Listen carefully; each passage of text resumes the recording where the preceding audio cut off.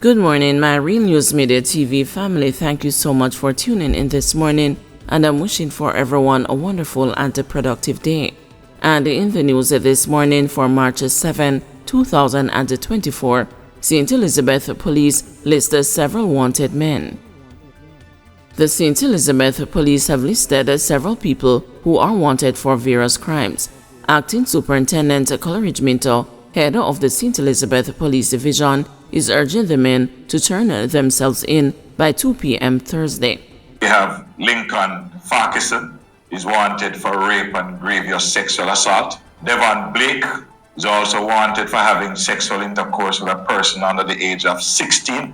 Christopher Morgan, wanted for wounding with intent, which occurred on January 1, 2024. Shamor Morgan, O.C. Brownman, Tenga District, wanted for wounding with intent. Aldin Bailey, wanted for buggery, and he's featured in the Union Balaclava area. David Pottinger, for Goshen address, wanted for having sexual intercourse with a person under the age of 16. Lloyd White, Downs District, Manchester, is wanted for rape. Acting Superintendent Minto is encouraging the named persons to contact an attorney ahead of surrendering at the Black River Police Station. Suspect charged for fatal Trenchtown shooting. The West Kingston Police have charged a suspect linked to the gangland-style attack on 1st Street in Trenchtown in January. Gavin Davidson, a 28-year-old alleged gang member, has been charged with the murder of Mark French, a 24-year-old resident of East Road, Kingston 12. Mr. French was shot dead on January 31 during a gang conflict in the Trenchtown community. Davidson was captured during a police operation. The Denham Town Police say they have prepared a warrant for the arrest of a second suspect in the case. 2 cops implicated in fatal St. Anne shooting released on bond.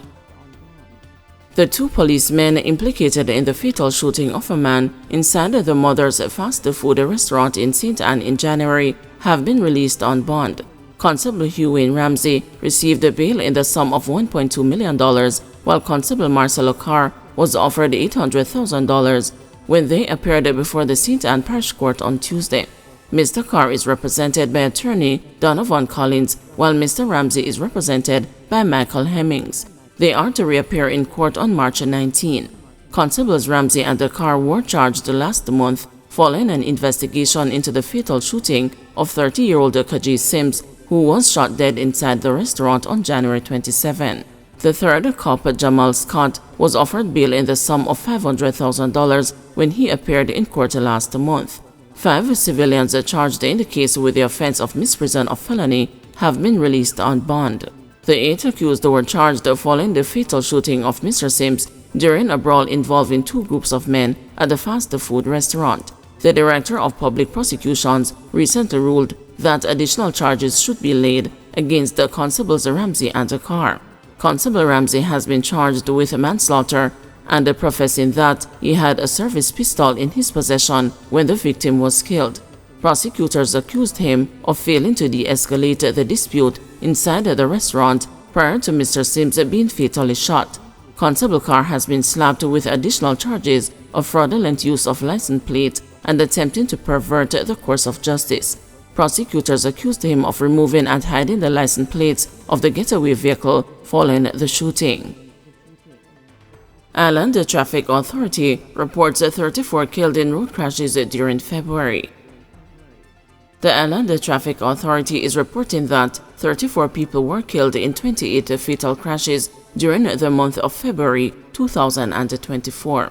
The ITA is also reporting that fatalities decreased by 24%, while fatal crashes decreased by 20% when compared with a similar period in 2023. It said pedestrians accounted for 15% of the road users killed during February 2024.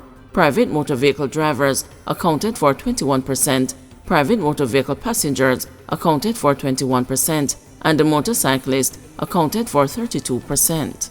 The ITA said that the group of road users classified as the most vulnerable, pedestrians, pedal cyclists, motorcyclists, and the pillion riders, accounted for a combined 47% of road users killed during the month under review.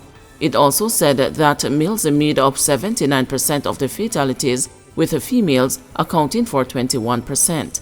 Meanwhile, the parish of Trelawney accounted for 18% of the road deaths during February 2024, while Hanover, Westmoreland, St. Catherine, and St. Elizabeth each accounted for 12%. By way of projections, the ITA said fatalities for 2024 are expected to decrease by 2% when compared with 2023. Family happy, lead detective declares justice served by verdict in trial of Beachy Stout and the co-accused. Let's go. Those were the only words uttered from the shaking lips of convicted murderer Everton Beachy Stout MacDonald as he stretched his arms out, inviting the police to slap on the handcuffs and to promptly remove him from the courtroom. MacDonald, 69, and the co-accused Oscar Barnes, 39, were found guilty of murder and a conspiracy to murder the former's second wife, Tonya, by a 7-member jury about 3:40 p.m. on Wednesday in the Home Circuit Court. Tonya Sassy MacDonald was 32 when she was killed. The jurors, consisting of 3 women and 4 men, took approximately 64 minutes to arrive at a unanimous verdict. Tonya's mother, Sonia Davis Hamilton, and her sister, Nicole Hamilton Linton, both wailed on hearing the verdict, with the latter briskly leaving the courtroom so that she wouldn't disturb trial judge Chester Stamp, who was still presiding over the matter. Both were present at sittings throughout the 6-month-long trial. They told reporters outside of the courtroom that the time had finally come for them as a family to try to heal from the matter that had taken such a toll on them and had stretched beyond local shores to their siblings and the relatives overseas who had been monitoring the high-profile case. I was in there having anxiety attack, waiting for this verdict, Davis Hamilton said. I am happy about the verdict very much. This has been for so long, and this family has gone through so much trauma. I've lost my husband as well, and I was shot as well, and left for dead in the car with my husband. Based on how things go, it seems like he was the same person who tried to kill both of us. Davis Hamilton was among the 14 witnesses called by the prosecution lawyers, consisting of Luke Cook, Crown Counsel, and the Deputy Director of Public Prosecution, Sophia Rowe, to give evidence during the trial. I am happy about the verdict, very, very happy. I have 2 children in the States, one in Canada and one in England, and they are not even focused on their work nowadays. They are so traumatized. Sassy is the smallest one of the bunch, and she was the one who was taken out, Davis Hamilton said. She said her children have been stressed to the extent that their personal and work lives have been greatly affected. This has been very hard for us. My daughter here almost fainted after she heard the verdict in the courthouse just now. We have to be fanning her. Normally she wouldn't be the one crying. I would be crying all the time, and she would be there for me. It's been hard for all of us, Davis Hamilton said.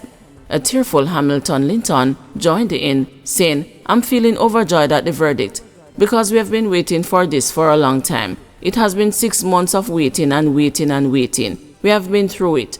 We're a close-knit family, and for one of us to be taken out in this manner, it has been very hard on us. She was the baby of the family, and they took her out in a gruesome manner. The prosecution said that Tonya's charred remains were found next to her burnt-out Toyota Axio motor car in Sherwood Forest in Portland on July 20, 2020. Her throat had been slashed, and she had been stabbed at least 9 times, allegedly by Barnes. The prosecution's key witness, a self-confessed criminal, Denverlin Bobla Minot, testified that he had been contracted by MacDonald, his former employer, to kill Tonya. Minot is serving 19 years and 10 months in prison for his role in Tonya's murder. He is eligible for parole after 10 years as a part of his plea deal. During his evidence in chief, he told the jurors that he had been contracted by MacDonald to murder Tonya, but did not receive a cent of the $3 million promised by the popular businessman. Minot further testified that he subcontracted the murder to Barnes, who allegedly carried out the act. Hamilton Linton said, as my mom said, my father was also killed, so it is not just about victory for us here today, because we all know where it came from. This is for my sister and for my dad. We can't bring them back, but at least justice is served. The family is extremely happy. My sisters overseas, they are ringing off my phone because I did tell them that the verdict was guilty. She said they want to spend the time now healing as a family and trying to bring themselves back to some semblance of normalcy. Just for want of a better word, because we will never be normal. We will never be the same because of what has happened to us, Hamilton Linton said. She said the men who target women are weak and evil. I'm looking at him sitting there, and he is a weak and disgusting man, and that is how I feel about him right now. Him could have leave her make she go on, Hamilton Linton said. Vincent Wellesley, one of two attorneys representing Barnes, said he was very disappointed with the verdict. I do not believe that the evidence was sufficient for them to return such a verdict. My impression though, having listened to the summation and having discerned at least 7 grounds of appeal, my view is that the jurors were misdirected. I don't believe that the summation was an unbiased summation, and so I know not why they returned a verdict of guilty, but I was not satisfied with the summation, Wellesley said.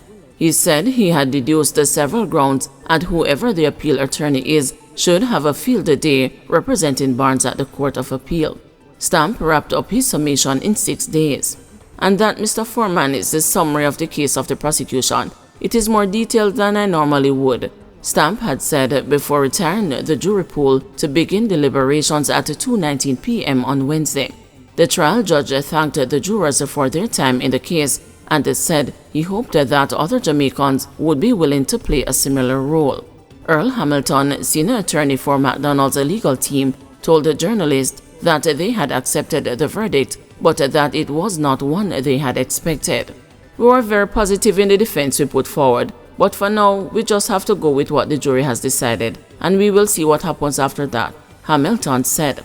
The lead investigator, a detective sergeant, who was on hand for the verdict, was beaming from ear to ear at the outcome of the high public interest case. He did not have many words for the media, only saying justice served. McDonald and Barnes were remanded in custody until May 16, when they will be sentenced. The legal woes for McDonald are far from over, as he will stand a trial next year for the May 2009 murder of his first wife, 50-year-old Merlene Petal McDonald. She once shot and killed outside her Boundbrook Port Antonio home in Portland.